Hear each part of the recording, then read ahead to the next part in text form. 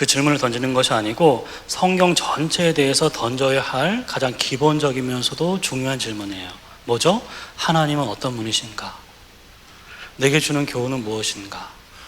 어떤 특정한 본문만은 아니고 성경 전체 던져야 할 질문이죠. 아주 단순하면서도 포괄적인, 아주 실용적이면서도 신학적인 질문이죠. 그래서 이 두 가지 질문 중요합니다. 그 중에 첫 번째죠. 질문, 하나님이 어떤 분이신가? 그걸 항상 그 질문을 던지면서 말씀을 대하셔야 돼요. 아까 누가복음 19장에 나와 있는 예수님이 어떤 분이신가? 어떤 분이십니까? 잃어버린 자를 찾아서 구원하시는 분이죠. 그 죄인의 집에 들어가셔서 그를 구원하시는. 그때 삭개오의 반응이 뭐였습니까? 내 절반을, 그죠? 가난한 자에게 주겠다. 토색한 것이 있으면 4배나 갚겠다. 그 무엇을 말하는 것입니까? 앞으로 착하게 살겠다? 아니에요. 삭개오의 주인이 바뀌는 거예요. 그의 인생의 주인이 바뀌었다는 것을 고백하고 있는 것입니다. 더 이상 돈이 아니라 당신이 나의 주님이시다 고백하는 거거든요. 어떤 것이 그 변화를 가져왔습니까? 예수님이 그 가정에 들어가면서. 그렇죠? 어쩌면 예수님의 영접이 그의 가정을 변화시켰던. 아무튼 우리가 첫 번째 질문이죠. 그 하나님이 어떤 분이신지 중요합니다. 밑에 볼까요? 하나님은 우리와 친밀한 교제를 위해서 우리 마음을 열어서 말씀 앞으로 이끄십니다. 우리 마음을 열어서 말씀 앞으로 이끄세요. 그러므로 우리의 관심사가 있다 하더라도 우선 우리를 부르신 그분의 관심사가 무엇인지, 당신 자신을 우리에게 어떻게 나타내시는지에 찬찬히 귀를 기울여야 돼요. 분명히 말씀으로 이끄셨기 때문에 어떻게 해요? 당신의 어떤 관심사가 있겠죠. 그러니까 거기에 귀를 기울이셔야 돼요. 왜 이 하나님은 어떤 분이십니까? 라는 이 질문이 중요할까요? 4가지 이것만 정리하고 뒤로 넘어가겠습니다. 첫 번째, 왜 이 질문을 가지고 항상 묵상을 해야 되는가? 이 하나님은 어떤 분이십니까? 이 질문이 왜 중요한가? 첫 번째는요, 그것이 성경을 주신 목적과 일치하기 때문입니다. 성경을 주신 목적과 일치하기 때문. 하나님이 우리에게 성경을 주신 이유는 무엇입니까? 하나님 당신을 계시하시는 거죠. 당신 자신을 알려주시는 거. 그러니까 성경을 뭐라고 합니까? 하나님의 편지, 하나님의 자기 계시라고 하죠. 당신을 알려주시는 거예요. 그러니까 우리가 성경을 떠나서는 하나님을 알 수도 없고 믿을 수도 없고 사랑할 수도 없습니다. 성경을 떠나서는. 우리가 성경을 묵상하는 이유는 바로 그 하나님을 알기 위해서죠. 그러니까 여러분들 이 성경을 주신 목적과 일치하게 항상 어떤 본문을 대하든지 하나님은 어떤 분인가, 예수님은 어떤 분인가, 이게 중요하고요. 두 번째, 그 신앙의 바른 성장, 신앙의 바른 성장과 신앙의 바른 성장을 위해서입니다. 신앙의 바른 성장. 그 밑에 있는 내용인데요. 신앙의 바른 성장을 위해서. 왜요? 언제 신앙이 자라죠? 신앙의 대상 있죠? 대상을 바르게 알 때 신앙도 바르게 성장할 수 있습니다. 밑에 보시면 묵상의 시간은 하나님을 분석하는 시간이 아니고 하나님과 사귐을 누리는 시간입니다. 분석하는 시간이 아니고 사귐을 누리는 시간이죠. 하나님 아는 지식을 통해서 신앙이 바르게 자라고 기도가 친밀해지고 예배가 깊어지고 삶은 풍성해집니다. 왜 삶이 풍성해집니까? 하나님의 뜻을 아니까. 그렇죠? 하나님의 뜻을 알게 되면서 풍성해지는. 그래서 신앙의 바른 성장을 위해서 하나님 아는 이 것이 너무나 중요한 거죠. 이 묵상이 중요한 것입니다. 세 번째가 중요한데 하나님을 아는 지식의 교정과 강화를 위해서입니다. 하나님을 아는 지식. 하나님을 아는 지식의 교정이 뭐죠? 잘못된 것을 바로 잡는 거. 그렇죠? 또 강화는 무엇입니까? 잘 몰랐던 것들을 알게 되는 거. 그러니까 하나님을 바르게 알아가는 거죠. 하나님을 아는 지식의 교정 그리고 강화. 여러분들 내 지식이나 내 경험 안에, 내 신학 안에 하나님을 가두거나 제한해서는 안 됩니다. 아시겠죠? 나의 짧은 지식, 나의 짧은 경험, 나의 신학 속에 하나님을 가두어서는 안 돼요. 제한해서는 안 됩니다.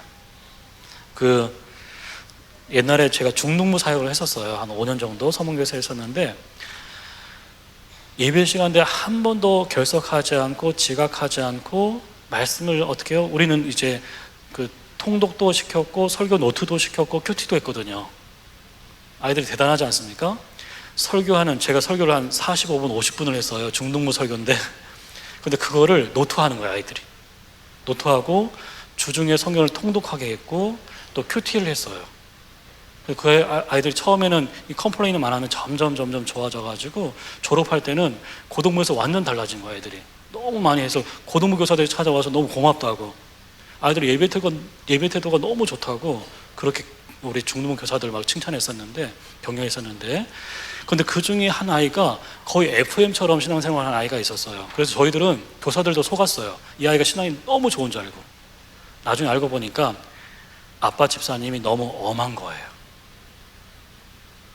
지각하는 거, 결석하는 거, 예배 시간에 흐트러지는 거 절대로 용납하지 않는. 그러니까 그 아이가 생각했던 하나님, 그 아버지는 자기 아버지하고 어떻게 해요? 비슷한 거예요. 하나님도 아버지라고 했지, 그러면 하나님도 엄하신 분일 거야.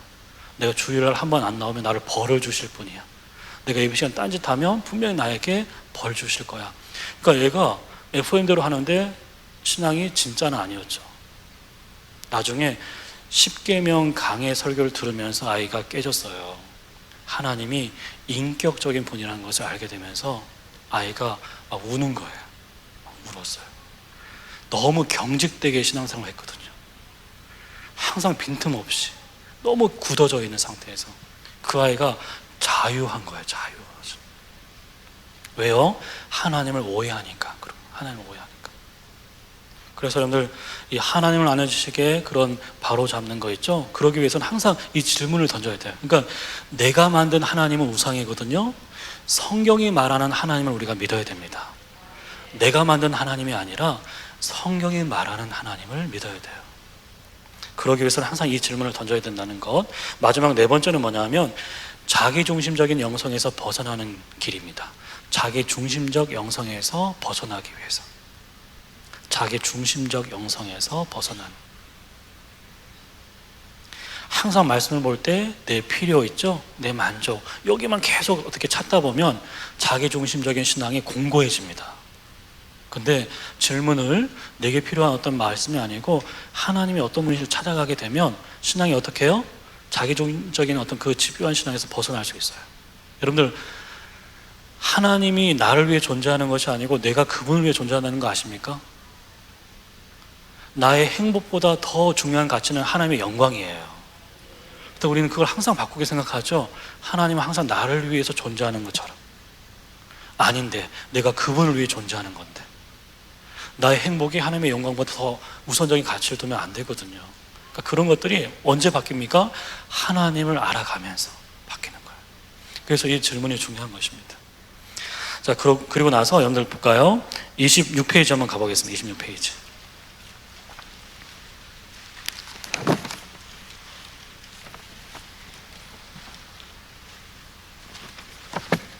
적용 있죠? 네. 그러니까 하나님이 어떤 분인지 알았을 때, 그렇게 묵상했을 때, 그럼 어떻게 적용해야 될까? 그 내용이 바로 26페이지 적용의 방법에 나와 있어요. 자, 1번에 보시면 본문을 통해서 하나님은 잃어버린 자를 찾아 구원하신 분이다 라는 것을 알게 됐다면, 그러면 그걸 알게 됐는데, 묵상하게 됐는데 어떻게 적용해야 될까? 그 밑에 나와 있어요. 자, 볼게요. 성경은 혼자 하는 성경 공부도 명상도 아닙니다. 말씀을 앞에 두고 하나님과 대화하는 것입니다. 내가 말하는 것보다 먼저 하나님께서 말씀하신 것을 듣고 반응하는 것이죠. 밑에 보겠습니다. 하나님에 대해서 찾은 후에 어떻게 적용해야 되죠? 먼저 내게 주시는 교훈식으로 적용하지 않도록 주의합니다. 예수님이 이렇게 했으니까 나도 이렇게 해야지, 그렇게 하지 않도록. 아시겠죠? 내가 무엇을 해야 한다라기보다는 그분이 나를 위해서 하신 일을 돌아보면서 고백하는 거죠. 잘 감이 안 잡히시죠? 그 다음 예문 나와 있습니다. 27페이지 보십시오. 잘 보세요. 마태복음 8장 1절에서 3절까지 말씀을 같이 한번 읽어보겠습니다. 천천히 읽어보겠습니다. 시작.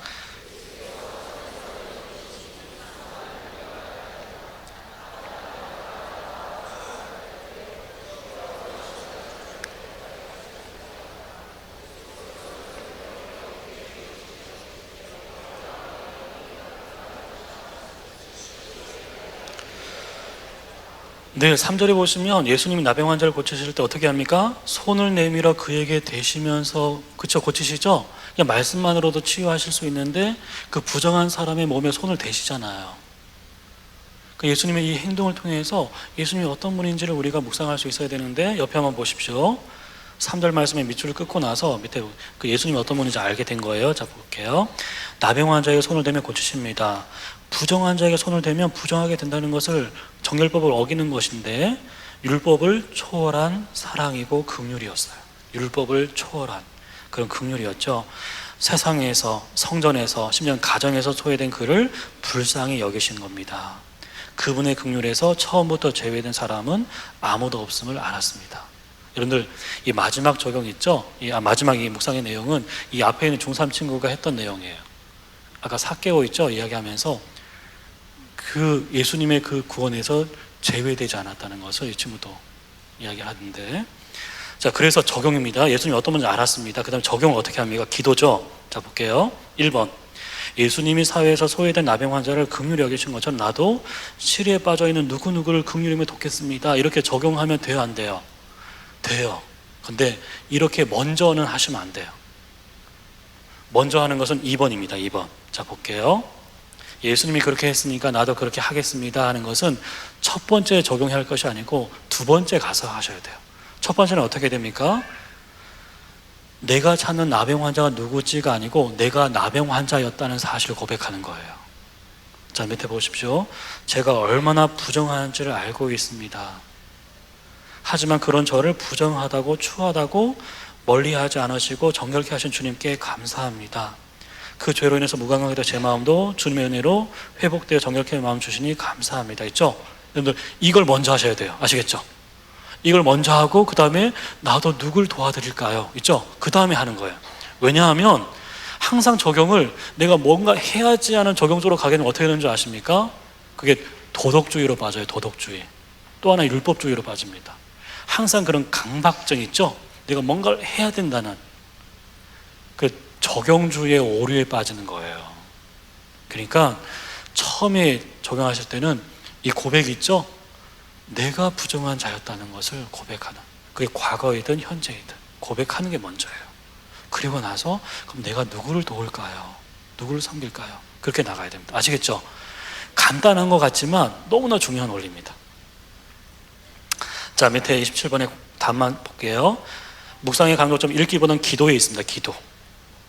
읽기는 기도를 위한 방편이 있죠. 그러니까 읽기에서 머물지 말고 그 반응하는 기도까지 가야 된다는 얘기입니다. 자, 3번 보시면 기도할 때 비로소 묵상은 하나님과의 인격적인 소통이 되기 시작해요. 언제요? 기도할 때. 그 기도할 때 비로소 인격적인 소통이 시작되는 거예요. 그리고 지적인 요의를 넘어서서 실천적인 묵상에 이르게 돼요. 실천적인 묵상. 그렇죠? 그렇게 살겠습니다. 그렇게 하겠습니다. 있죠? 그 실천적인 묵상까지 가게 돼요. 그만큼 기도가 중요합니다.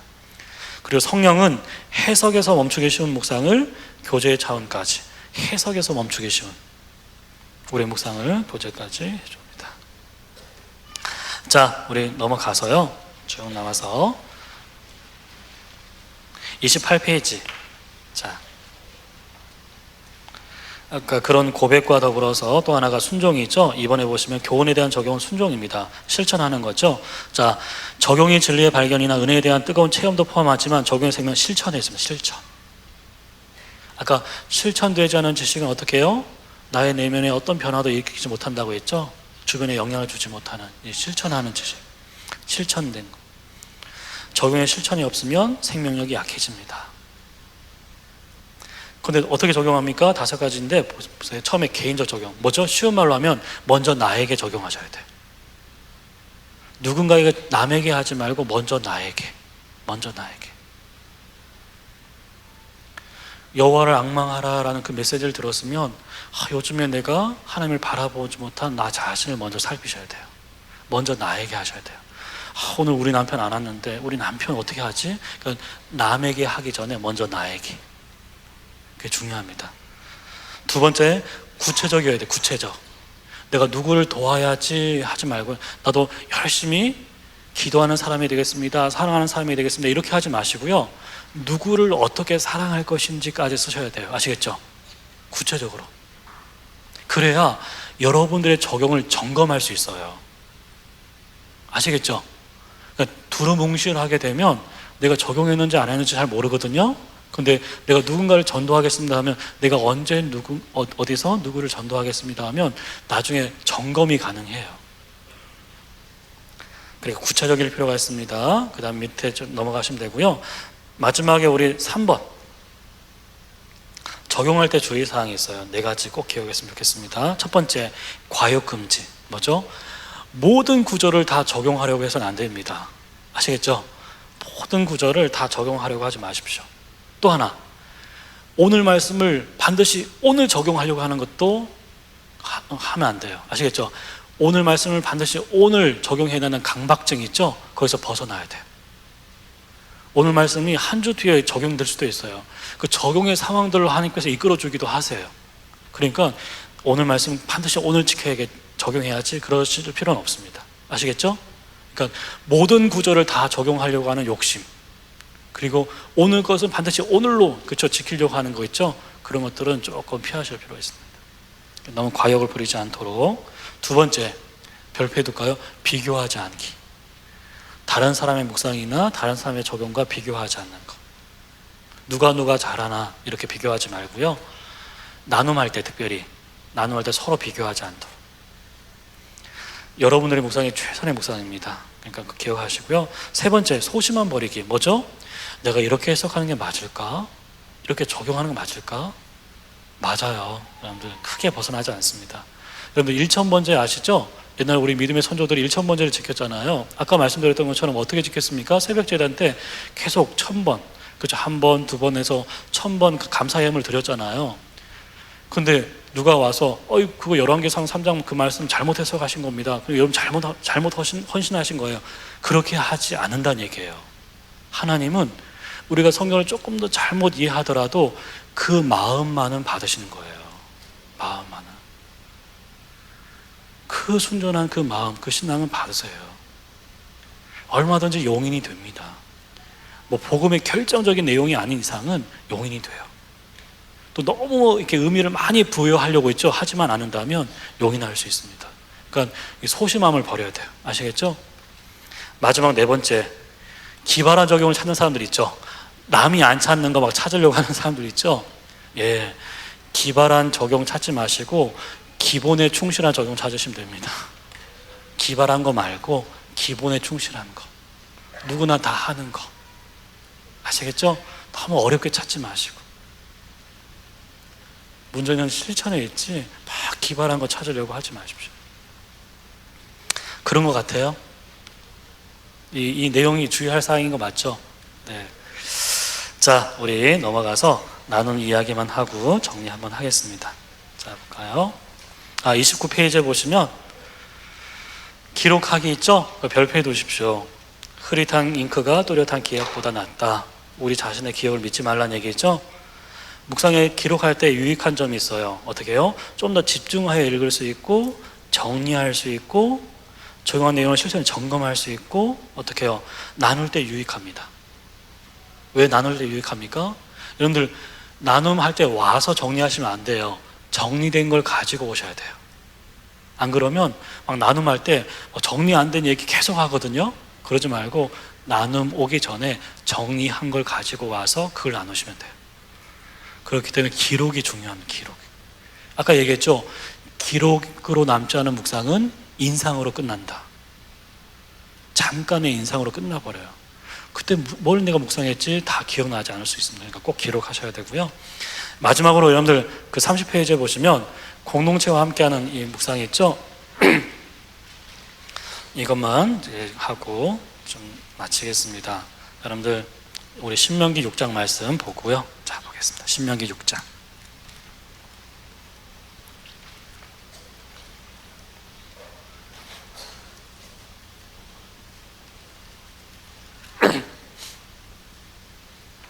여러분, 이 목포 사랑의 교회에서는 이 원단 기도회 있죠? 이거는 주님 다시 오실 때까지 계속 하셔야 돼요. 제가 보니까 제가 다니면서 계속 이야기할 거예요. 계속 이야기할 겁니다. 예, 그 다른 교회 가면서 계속 자랑할 겁니다. 근데 어느 날 갑자기 없어졌다 하면 제가 무안하잖아요. 그러니까 예, 계속 전국 다니면서 자랑하겠습니다. 이런 느헤미야 공동체를 넘어선 아주 공동체가 있다고, 특별히 우리 청소년들 제가 꼭 이야기하겠습니다. 왜냐하면 이 시대의 교회는 모델을 찾거든요. 모델. 모델을 찾아요. 참된 그리스도의 모습, 참된 어떤 교회의 상이 있죠, 모델. 도전이 되어야 되죠, 도전. 자, 우리 보겠습니다. 신명기 6장.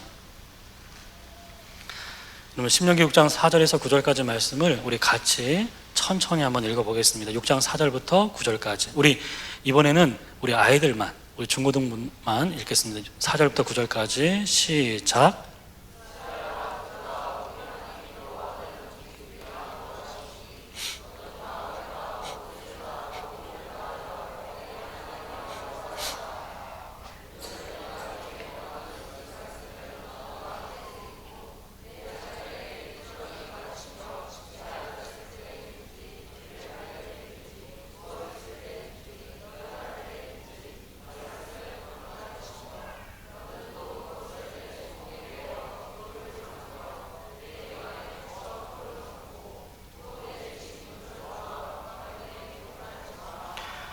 여기서 너는 부모예요, 부모.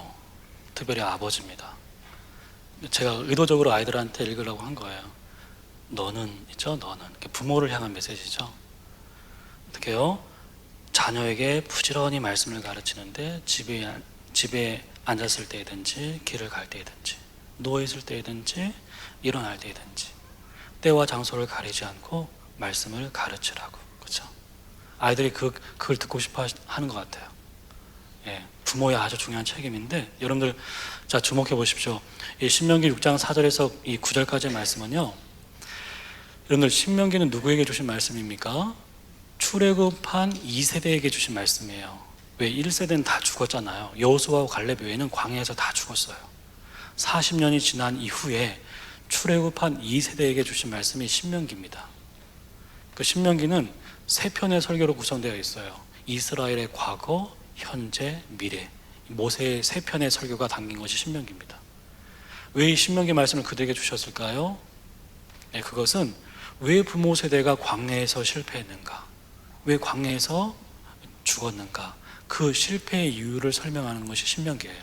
또 하나, 어떻게 하면 가나안 땅에서 승리할 수 있을까, 그 승리의 비결이 무엇인지를 설명하는 것이 신명기입니다. 그 답을 4절이 하고 있어요. 4절. 왜 광야에서 실패했을까? 어떻게 하면 승리할 수 있을까? 여러분들 4절에 보시면 이스라엘아 들으라, 우리 하나님 여호와는 오직 유일한 여호와시니 되어 있죠? 순서가 잘못되어 있어요. 들으라 이스라엘아, 이렇게 시작돼요. 들으라. 히브리어는 어순이 자유롭기 때문에 강조하는 말을 항상 앞에 둡니다. 들으라 이스라엘아. 이 들음을 강조해요. 왜 광야에서 실패했습니까? 듣지 않아서. 어떻게 하면 이 난공불락의 가나안 성을 정복할 수 있습니까? 들을 때, 말씀을 들을 때, 그것을 이야기해 주는 거예요. 근데 5절 말씀에 보시면 너는 마음을 다하고 뜻을 다하고 힘을 다해서 내 하나님 여호와를 사랑하라 되어 있죠. 그 어떤 단어가 먼저 나왔겠습니까? 히브리어에서는 사랑하라, 사랑하라 내 하나님 여호와를, 이렇게 되어 있어요. 뭘 강조하는 것입니까? 사랑하라. 4절에서는 들으라. 여러분들 그 하나님의 말씀 들음이 무엇으로 이어져야 된다는 걸 강조하는 것입니까? 하나님 사랑으로 이어져야 된다는 얘기예요. 하나님의 말씀을 들으면 들을수록 하나님을 알게 되고, 그분을 알면 알수록 그분을 사랑하게 된다고 얘기하는 거예요. 그러니까 들음이 사랑으로 이어질 수 있도록 그것을 이야기하고 있고요. 6절 말씀 보십시오. 오늘 내가 내게 명하는 이 말씀 너는 마음에 새기고, 어떤 단어가 먼저 나왔겠습니까? 새기라, 새기라 내 마음에. 여러분들 5절과 6절과의 관계를 보시면 마음과 뜻과 힘을 다해서 하나님을 사랑하는 모습은 어떻게 나타날까요? 오늘 내게 주신 말씀에 대한 나의 태도에서 나타나요. 오늘 내게 주신 말씀을 내 마음에 새기는 것으로 하나님 사랑을 입증하는 거예요. 입증. 왜요? 말과 인격은 분리되지 않았으니까. 하나님의 말씀, 하나님을 사랑하면 그분의 말씀도 사랑하게 되어 있거든요. 아내한테 한 번씩 제가 이렇게 혼나요. 왜요? 두부 사러 갈 때.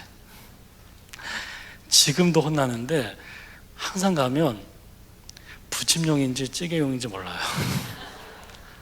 두부가 두 종류인 거 아시죠? 이게 풀무원 거 사면 항상 그 마트 앞에서 이게 부침용, 찌개용 뭐 사오라고 했지?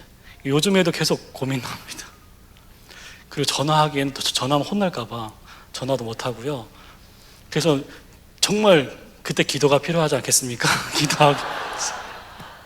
마음이 가는 대로. 그래서 찌개용을 샀는데 엄청 혼났어요. 내가 부침용 사오라고 얼마나 얘기했냐고. 그러니까 어떻게죠? 제가 건성으로 들은 거예요. 아내 말, 당신은 나를 사랑하지 않는다고.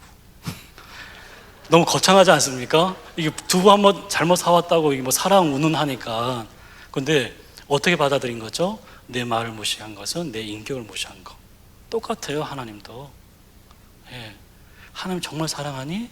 그럼 눈물 흘리면서 찬양할 것이 아니고 오늘 내게 주신 말씀 마음에 새기라고. 그 사랑은 그렇게 입증되어야 된다. 로맨틱한 게 아니라고, 낭만적인 것이 아니고 말씀에 대한 그 태도 있죠. 그래서 어떻게 합니까? 오늘 내가 내게 명한 이 말씀 너는 마음에 새겨야 된다. 그렇죠? 새기라. 여러분들 이 새기라는 단어는요 약간 번역이 아쉬워요. 이 두 단어의 합성어입니다. 뭐뭐 위에 있다라는 뜻. 뭐뭐 위에 있다. 마음 위에 있다라는 뜻이에요. 여러분들 그 마음 위에 있다는 것은 무엇을 말합니까? 통치한다는 뜻이에요. 다스린다. 그러니까 새긴다는 것은 기억하고 암송한다 그런 의미가 아니고 말씀이 내 마음을 어떻게 한다고요? 다스리게 하라 그런 뜻이에요. 아까 거하다는 동사처럼 다스림, 통치하는 거예요. 그리고 나서 여러분 7절에 보시면 내 마음에 새길 뿐만 아니고 어떻게 하라고 합니까? 내 자녀에게 부지런히 가르쳐야 된다고. 집에 길, 그러니까 때와 장소를 불문하고 있죠. 여기서 중요한 게 뭡니까?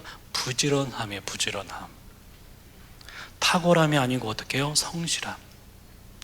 말씀을 들을 때나 말씀을 가르칠 때나 이 성실함이 필요한 거죠. 성실함. 그런데 중요한 것은요, 말씀을 어떻게 하라고요? 강론하래요. 여러분들이 강론이라는 것은 이게 정말 번역이 잘못된 겁니다. 강의하고 설교하는 것처럼 그렇게 아이들에게 가르칠 것이 아니고 이 강론이란 원래 원문의 뜻은 대화예요. 일상적인 대화. 식탁 위에서 하는 평범한 대화. 그러니까 거창하게 강의하듯 설교하듯 그렇게 아이들을 가르치는 것이 아니고 일상적인 대화 속에서 산책하면서 집안 밥 먹으면서 그 대화 자체에 말씀이 묻어나게 하라 뜻입니다. 말씀이 묻어나게 하라. 하나님 이야기를 한 번도 하지 않지만 마치 하나님 이야기를 하는 것처럼 있죠. 묻어나게 하는. 여러분들 어떻게 하면 이것이 가능할까요? 어떻게 하면 아이들과의 대화 속에서 그 성경적인 가치관, 세계관 있죠? 이런 것들이 다 묻어날까요? 그렇게 할 수 있습니다. 어떻게요? 그 말씀을 마음에 새길 때. 새겨진 말씀은 대화 가운데 묻어나게 되어 있어요. 새겨진 말씀은. 그리고 아이들도 알아요. 전도사님의 설교가 전도사님 마음에 있는 메시지인지 그냥 앵무새처럼 이야기하는 건지 압니다. 그 부모가 이야기하는 것도 마찬가지죠. 아이들은 알아요. 그 마음을 통과한 말씀인지 아닌지. 그 새기는 거예요. 새기는 거.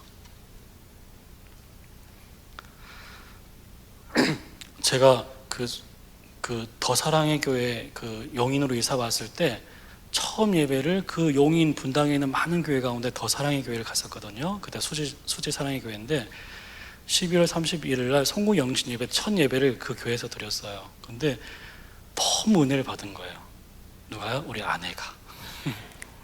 그래서 이 교회에 등록하자 해서 등록을 하고 있는데 저도 많이 은혜 받았고요. 근데 목사님 계셔서 제가 죄송한데 어제 하면서 너무 많이 은혜 받았어요. 그때 그 이인호 목사님 이후로 또 너무 이제 성군 영신 예배 드리면서 정말 많이. 왜냐면 제가 정말 지쳐 있었고 그 매일 성경 집필을 하면서 내가 이렇게 무능한가, 내가 이렇게 실력이 없는가, 막 독자들한테 부끄러울 정도로 너무나 이게 주눅 들어 있었거든요. 근데 이제 어제 설교 들으면서 정말 많이 회복됐어요. 진짜 마치 나를 위한 메시지인 것처럼. 이 저 큰 예배당에 나 혼자 있더라도 마치 나를 향해서 주시는 말씀처럼 그래서 많이 회복되고 좀 자신감도 찾게 되고 그래서 오늘 지금 이렇게 강의를 한 거예요. 진짜예요.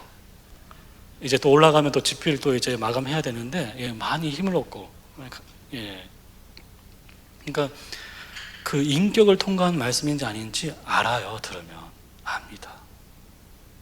그래서 여러분들 말씀을 마음에 새길 뿐만 아니고 아이들에게 그렇게 대화 가운데 말씀을 가르치는 것이고요. 8절 말씀 보십시오. 너는 또 그것을 내 손목에 메어 기호로 삼고 내 미간에 붙이라는 표현이 있죠. 주목하셔야 됩니다. 내 미간에 말씀의 표를 붙이라는 것은 뭘 말하냐면 미간은 이마 사이죠. 이마 사이에다가 말씀의 표를 붙이라는 것은 두 가지 의미가 있는 거예요. 첫 번째는 정체성입니다. 여러분, 제사장의 이마에 뭐가 있습니까? 여호와께 성결이란 표가 있어요. 무슨 뜻입니까? 나는 하나님께 구별된 사람이다. 자신의 신분을 나타내죠. 그러니까 이 미간에 말씀의 표를 붙인다는, 나는 말씀으로 사는 사람입니다. 말씀의 사람입니다. 말씀이 나를 만들어갑니다. 그걸 다 고백하는 거예요. 그리고 또 하나가 뭐냐면, 이 미간에 표를 붙인다는 것은 나의 생각, 사고, 가치 모든 것이 말씀의 통제를 받는다는 뜻입니다. 근데 중요한 것은 9절입니다. 내 집문설주와 바깥문에 기록하라. 여러분, 집문설주는 각 집에 있는, 있죠? 그 기둥에다가 말씀의 표를 붙이는데, 중요한 것은 바깥문이에요. 여기 별표해 두셔야 돼요. 바깥문. 바깥문에 말씀을 기록하래요. 이 바깥문은 각 집안에 있는 바깥문을 말하는 것이 아니고 마을 전체로 들어오는 출입문입니다. 마치 목포 IC 같은 거, 그렇죠? 톨게이트 같은데 마을 전체로, 그 지파별로 살았으니까 지파로 들어오는 그 출입문에다가 말씀을 기록하래요. 여러분들 잠깐만 주목해 보십시오.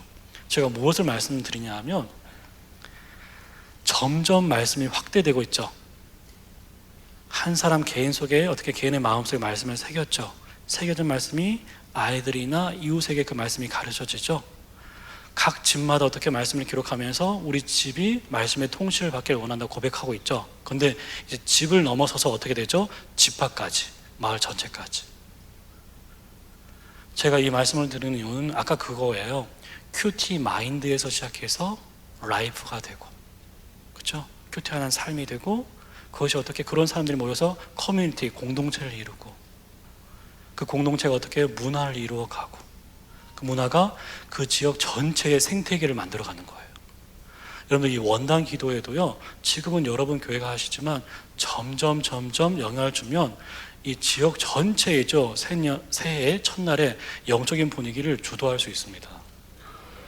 영적인 생태계를 형성할 수 있는 거예요. 목포를 넘어서서 전라도 전체, 전국 전역으로 이게 확장될 수 있어요. 이것이 하나님 나라의 원리입니다. 그 작은 시작에서, 그 겨자씨만한 작은 시작에서 확장되는, 이게 말씀의 역사도 동일하거든요. 그러니까 여러분들, 그 모든 것의 시작은 어디서 시작되는 거예요? 오늘 내게 주신 말씀에 대한 나의 태도에서 결정되는 거예요. 내가 이 자리를 지키고 그 말씀을 마음에 새기고 한 번 더 무릎을 꿇을 때 있죠, 이게 점점 확장되는 겁니다. 아이들이 영향을 받고 공동체 전체가 움직이고 이 지역 전체에서 어떻게 해요? 영향을 줄 수 있는. 그래서 여러분들, 이 공동체 묵상이 있죠, 그래서 너무나 중요합니다. 그래서 여러분들 가정 예배를 회복하셔야 되고요, 그것을 이렇게 묵상으로 하시든, 그래서 여러분들 저희 홈페이지에 가면 가정 예배지를 다운받을 수 있도록 돼 있어요. 그래가지고 그 큐티 하는 것처럼 하실 수도 있고, 아무튼 방법은 많으니까 가정 예배를 회복하셔야 됩니다. 마지막으로 이 얘기만 좀 정리하고요. 여러분들, quiet time 있죠? quiet time은 개인 경건의 시간, 개인 묵상의 시간이죠. 근데 또 있어요. quiet day가 있어요. quiet day. quiet day는 두 가지예요. 첫 번째는 개인적으로 quiet day를 갖는 사람이 있습니다. 어떤 사람들요? 사역자들, 리더들. 이 quiet day는 뭘 하는 날인 줄 아십니까? 한 주간의 묵상을 정리하는 날. 저에게도 토요일 오전은 이 quiet day, 한 주간의 묵상을 정리하는 시간을 가져요. 그때는 2시간 이상 걸립니다.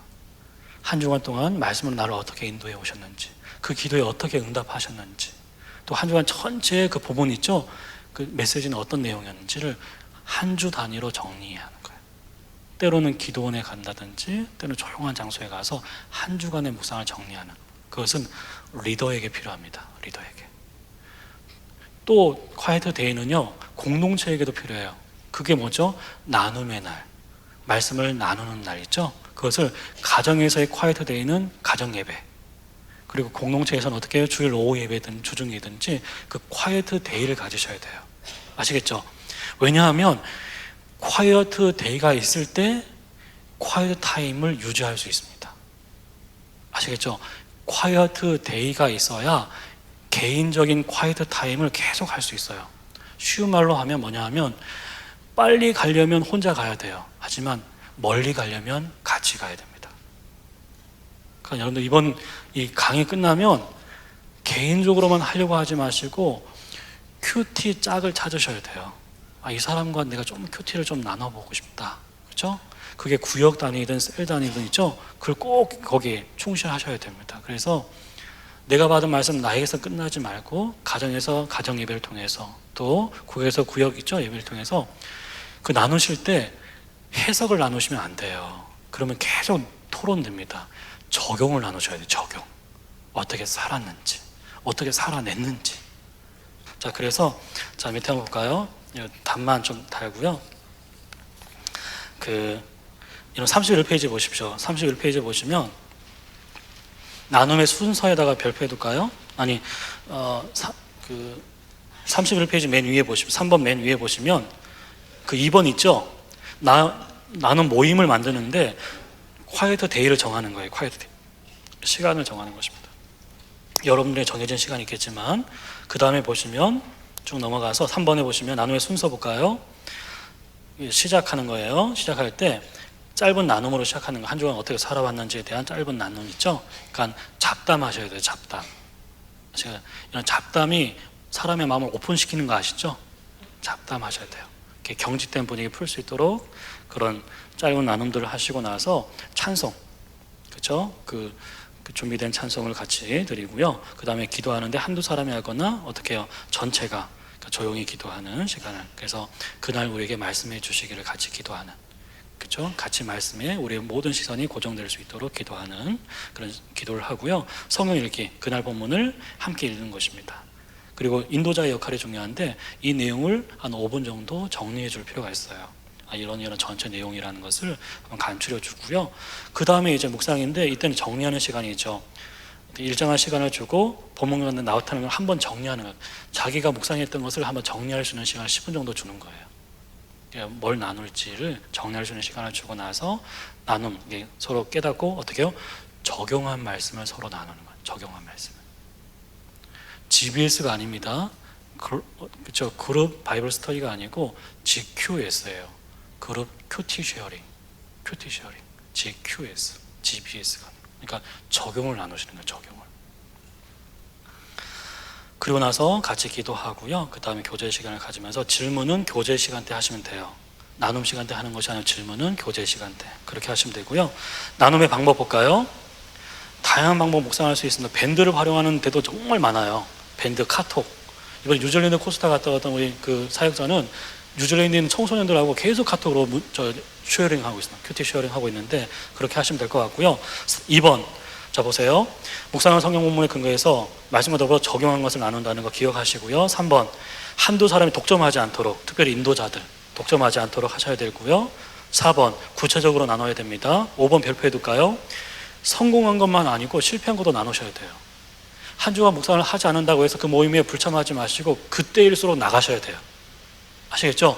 한 주간에 큐티 못했다고 내가 어떻게 나가 이렇게 생각하지 마시고 그때 더 나가셔야 됩니다. 왜요? 다른 사람의 큐티를 들으면서 은혜를 받을 수 있어요. 도전이 되니까. 그때일수록 더 나가야 됩니다. 그 다음에 보시면 짧게 자주 나눠야 된다는 거. 한 번이 뭐 30분 하지 말고 한 5분에서 10분 정도 짧게 자주 나누도록 하시면 좋을 것 같고요. 7번도 별표해 둘까요? 나눔을 방해하지 않는 한 적절한 끼어들기 있죠. 특별히 이 말씀을, 이 구절을 가지고 나누고 있는데 나도 그 구절로 이렇게 적용했다고 했죠. 그렇게 끼어들 수는 있어요. 하지만 가로채기가 돼서는 안 됩니다. 끼어드는 건 괜찮은데 그 사람의 나눔을 가로채서는 안 돼요. 그래서 자기 이야기 계속 나가면 안 되고 잠깐 끼어들었다가 빠져야 돼요. 그렇게. 그게 배려니까요. 그렇게 하시면 좋을 것 같고, 마지막 32페이지. 끝이 나왔죠. 네. 이것만 나눔의 10계명만 하고 끝내겠습니다. 자, 첫 번째, 개인적인 경험과 묵상에 충실하셔야 돼요. 아시겠죠? 너무 이제 나눔 모임을 의존하지 마시고, 너무 의존하지 마시고, 먼저는 개인적인 묵상에 충실해야 되고, 나눔 모임 참석에 성실하셔야 돼요. 성실. 그래서 10분 전에 와서 준비하고, 그렇죠? 그런 성실해야 되고요. 약속도 좀 잘 지키셔야 되고, 세 번째, 남의 이야기 하지 말고, 시댁 이야기 하지 말고, 교회 이야기 하지 말고 자신의 이야기를 잘 받아 적으셨어요? 시댁 이야기 하지 말고 남편 이야기 하지 말고 있죠? 자기 이야기. 다른 사람의 나눔을 판단하지 않습니다. 판단해서는 안 돼요. 존중해 주셔야 됩니다. 나눔의 이야기는 철저히 외부로 흘러가지 않도록 어떻게 해요? 비밀을 지켜주셔야 돼요. 비밀. 6번, 너무 비밀스러운 이야기를 해서 듣는 이에게 어떻게 해요? 부담감을 주지 않도록. 너무 비밀스러운 이야기 오픈하면서 부담감이 되지 않도록. 7번 별표에 두겠습니다. 7번. 모든 것을 다 나눠야 한다는 그릇된 부담감에서 자유하십시오. 이거 정말 중요합니다. 왜요? 특정한 교회가 이 덫에 조금씩 빠져들고 있어요. 모든 것을 다 오픈해야 된다는 이 부담감 있죠? 그럼 어떻게 되는 줄 아십니까? 과장하게 돼요. 과장. 거기서는 불륜을 나누지 않으면 강도가 세지 않는 거예요. 아주 자극적인 이야기 있죠? 그런 얘기가 해야 정말 이 사람의 나눔을 좀 이렇게 받아주는, 정말 믿음 있어 보이는. 그러니까 과장할 수 있어요. 과장. 그러니까 여러분들 다 오픈해야 돼. 이 수도원이 아닙니다. 수도원이 아니기 때문에 다 오픈해야 된다는 부담감에서 자유하셔야 돼요. 대신에 어떻습니까? 정직하고 진실해야 돼요. 여러분들 이 경계를 아시겠죠? 다 오픈하지 않는 거하고 진실한 것은 다른 거예요. 여러분들에게 지혜가 있길 바랍니다. 이 경계. 자, 마지막에 보시면 나눔을 은혜롭고 하려고 너무 과장하거나 거짓으로 하지 않도록. 너무 과장하거나 거짓으로 하지 않도록. 이런 함정에 빠질 수가 있죠. 유혹에 빠질 수 있습니다. 마지막 9번째, 지나친 토론과 논쟁에 빠지지 않도록. 특별히 남성 그룹에서 이런 함정이 있죠. 논쟁에 빠지는. 막 누구죠? 기생 라합 이야기하는데 갑자기 막 칼빈 이야기하고 막 알미니 이야기 있죠. 막 그런 얘기하면 안 된다는 얘기입니다. 자, 그 다음에 10번에 보시면 상대방의 이야기를 주의 있게 그리고 마음을 다해 경청하는 것입니다. 그래서 그의 삶에 동참하는 거예요. 동참. 제가 6년 동안 약국을 했었는데 약국을 잘했을 것 같아요? 못했을 것 같아요? 예, 잘했어요. 왜요? 잘 들어줬어요. 잘 들어줬어요. 아픈 사람들은 말이 많아요. 그러니까 잘만 들어주면 돼요. 그럼 반 이상을 다 고치는 거거든요. 그러니까 잘 들어준다는 소문이 막 돌아가지고 실력은 별로 없는데 그래서 뭐 손님들 엄청 많았습니다. 그때 의약분업 전이었으니까. 아무튼 여러분들 잘 들어주셔야 돼요. 리더의 가장 중요한 자질은 경청입니다. 경청. 티칭이 아니고 잘 들어주셔야 돼요. 그게 리더의 가장 중요한 조건이거든요. 잘 들어줘야 됩니다. 마지막 한 번째, 나눔은 사역이에요. 사역. 또 다른 사역입니다. 누군가를 세우는 사역. 자, 우리 옆에 있는 분들 인사할까요? 수고하셨다고 인사하겠습니다.